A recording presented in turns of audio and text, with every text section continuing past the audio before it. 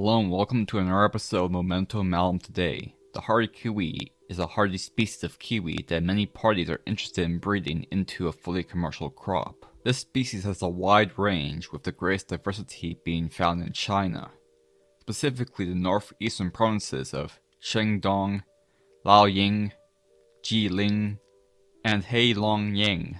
My apologies if I've butchered any of these names. There's also wild populations found in Russia, Korea, and Japan. In Japan, it's spread across almost every mountain area, and the same is true for Korea.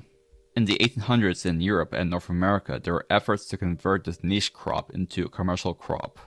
And it failed. Further attempts occurred in the 1970s, and they failed. Strike 2. The limited production combined with the non-uniform ripening of the fruit and short shelf life are some of the key driving factors behind this state of affairs. In more recent years, a further attempt occurred to commercialize this crop due to increased interest in Europe. This interest would be driven by the increase in scientific knowledge and cultivation and genetics within this crop species. Dr. Cossio will compile and analyze this data to get a snapshot on the current state of Kiwiberry worldwide, and to see if there's going to be a strike free. And here are the results.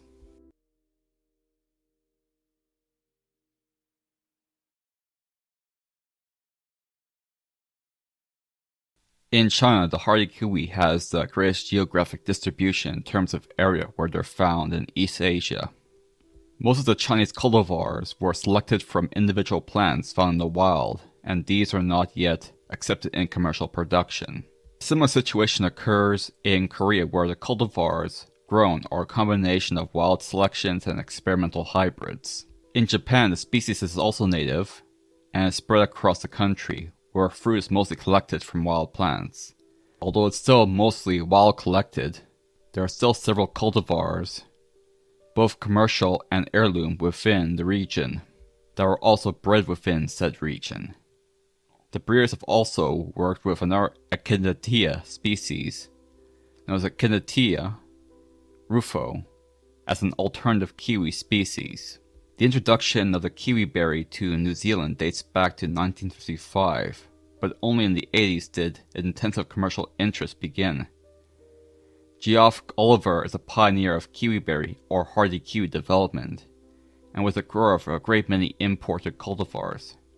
Later breeding efforts will occur for crossing these cultivars with other cultivated species, such as the common kiwi and the golden kiwi, alongside several other species. In the US, the organic processor known as Kiwi Corners bred two organic cultivars that act as the primary cultivars in cultivation within that country. In Belgium, at Ghent University, a Kiwiberry development program was started in 2007. This program increased production of hardy kiwi from 3 hectares to 29 hectares in Belgium and 12 hectares in the Netherlands. No cultivars were bred, however.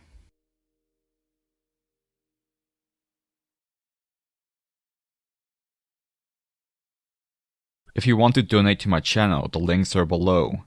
If you want to buy my book, you can also find that link in the description box below.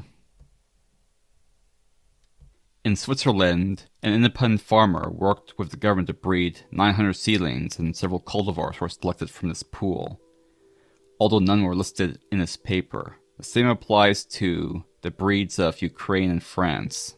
In Poland, the most promising cultivar right now is Bingo. It was bred in the Warsaw University of Life Sciences. The German universities will also produce various cultivars, including the most popular cultivar in Europe, Wyke. Italy, Portugal, and Austria did not breed any of their own cultivars, but instead used cultivars bred elsewhere. The overall conclusion drawn by Dr. Cossio was that the primary limiting factor for hardy kiwi production seems to not be any scientific or environmental limitation. Indeed, the common kiwi is mostly cultivated through one cultivar. The primary limiting factor seems to be marketing, based on a paper by Dr. Cossio. I'll conclude this video with a series of slides listing the popular cultivars bred by each nation. And that covers everything. Thank you for watching.